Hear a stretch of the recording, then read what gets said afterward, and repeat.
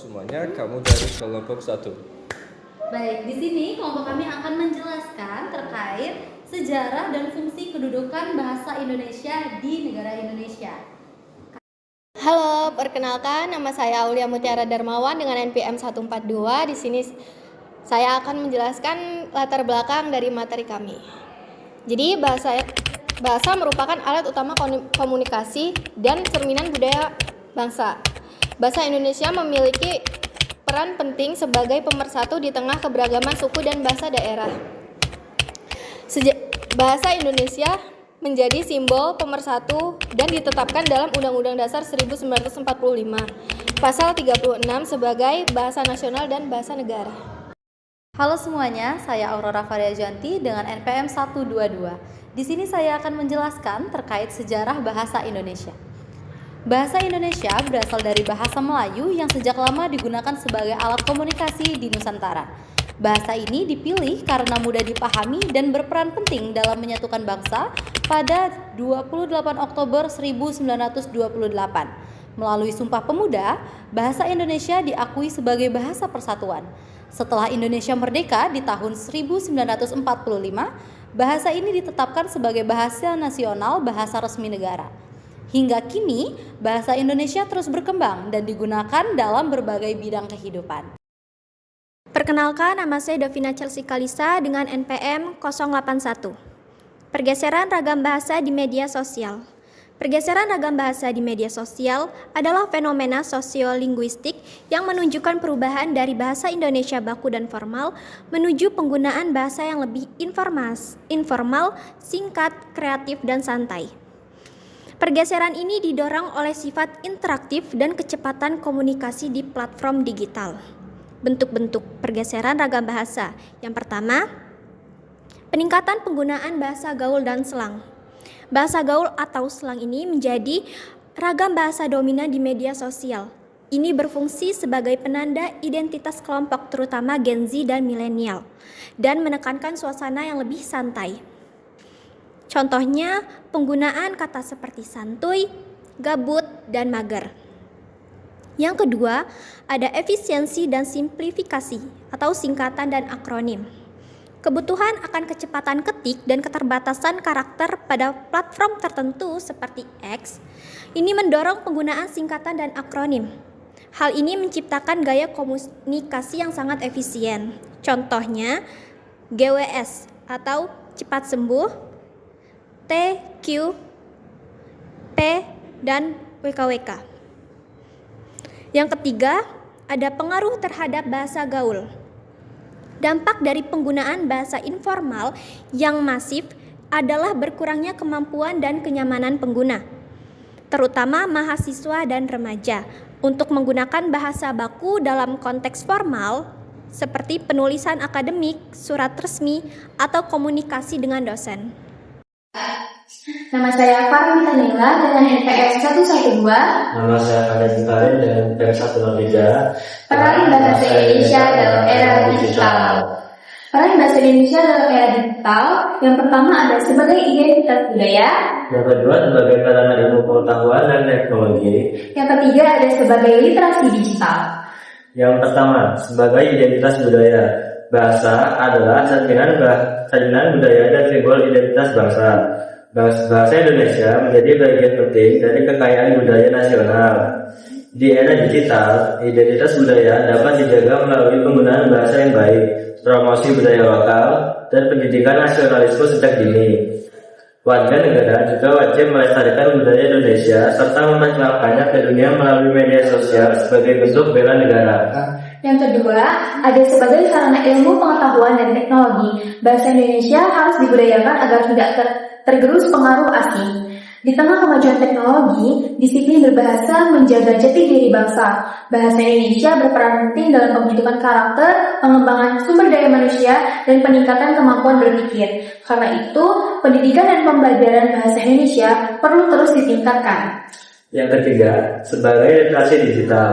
Literasi digital adalah kemampuan menggunakan media digital secara cerdas dan bijak. Bahasa berperan penting agar komunikasi digital tetap efektif dan bebas dari hoaks.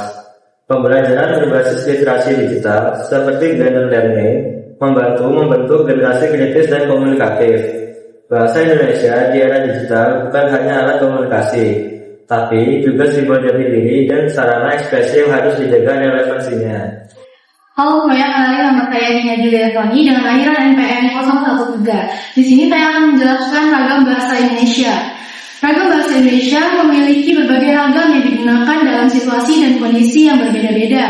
Ragam bahasa ini dapat dikategorikan menjadi beberapa jenis, yaitu yang pertama ada ragam bahasa kuno. Bahasa Indonesia kuno yang digunakan sejak zaman Kerajaan Sriwijaya sampai Sumpah Pemuda. Yang kedua, ragam bahasa modern. Bahasa Indonesia modern yang digunakan sejak Sumpah Pemuda sampai saat ini. Yang ketiga, ada ragam bahasa lisan. Bahasa yang digunakan dalam bentuk lisan seperti percakapan dalam sehari-hari. Yang keempat, ada ragam bahasa tulis.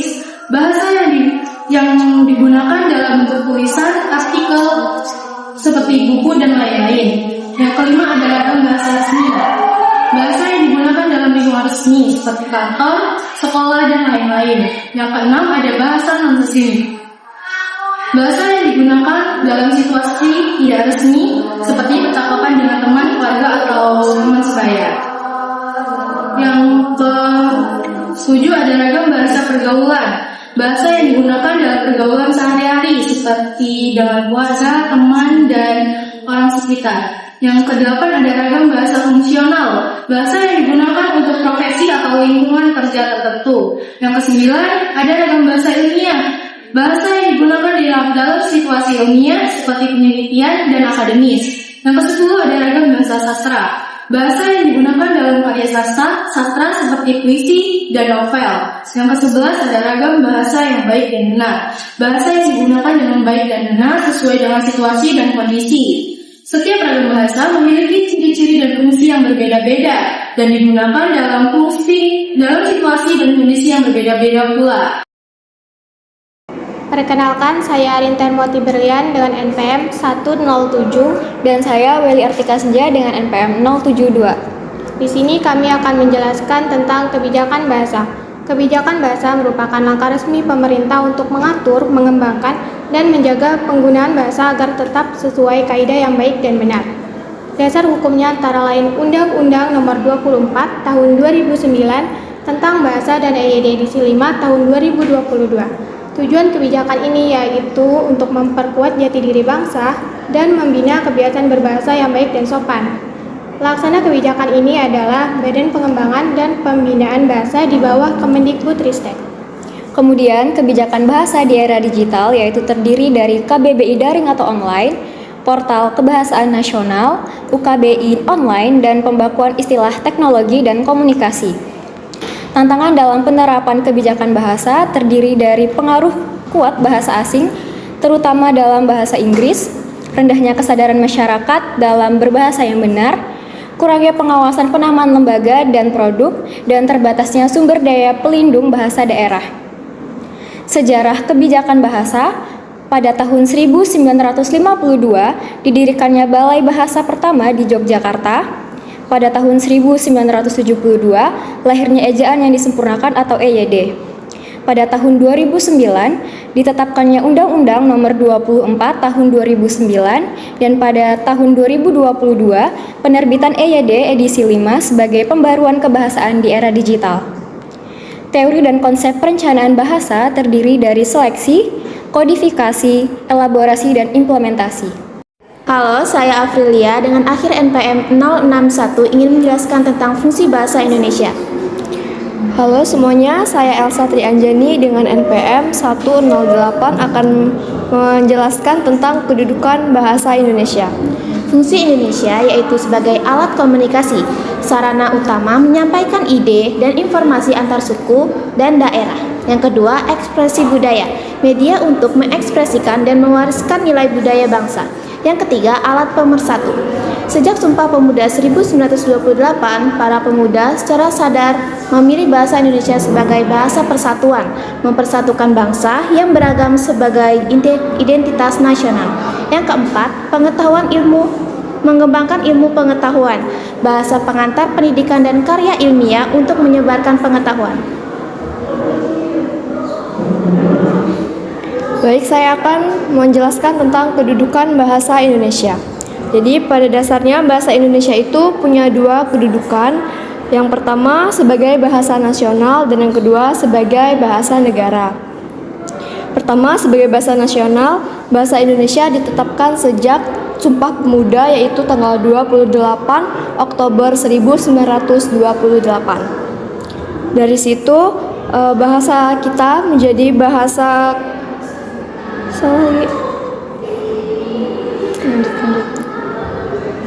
kita menjadi lambang kebanggaan dan identitas nasional, alat pemersatu bangsa dan juga sarana komunikasi antar daerah.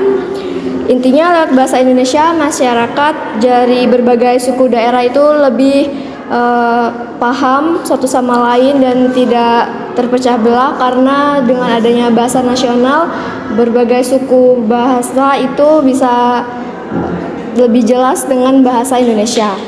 Lalu yang kedua, bahasa Indonesia berfungsi sebagai bahasa negara yang diatur dalam pasal 36 dalam Undang-Undang Dasar 1945. Sebagai bahasa negara, fungsinya adalah untuk kegiatan resmi kenegaraan, pengantar pendidikan, alat komunikasi nasional, dan juga untuk mengembangkan budaya serta ilmu pengetahuan. Jadi bisa disimpulkan kalau bahasa Indonesia itu bukan cuma alat komunikasi, tapi juga sebagai bahasa nasional dan juga bahasa negara. Halo semuanya, nama saya Baksinur Rahmanov dengan NPM 146. Di sini saya akan membacakan kesimpulan dari material kami. Bahasa Indonesia adalah simbol persatuan dan identitas bangsa. Berasal dari bahasa Melayu terus berkembang melalui interaksi budaya dan zaman. Di era digital perlu dijaga agar tetap menjadi jati diri dan kebanggaan nasional. Sekian dari kelompok kami akhiri. Wassalamualaikum warahmatullahi wabarakatuh. Terima kasih.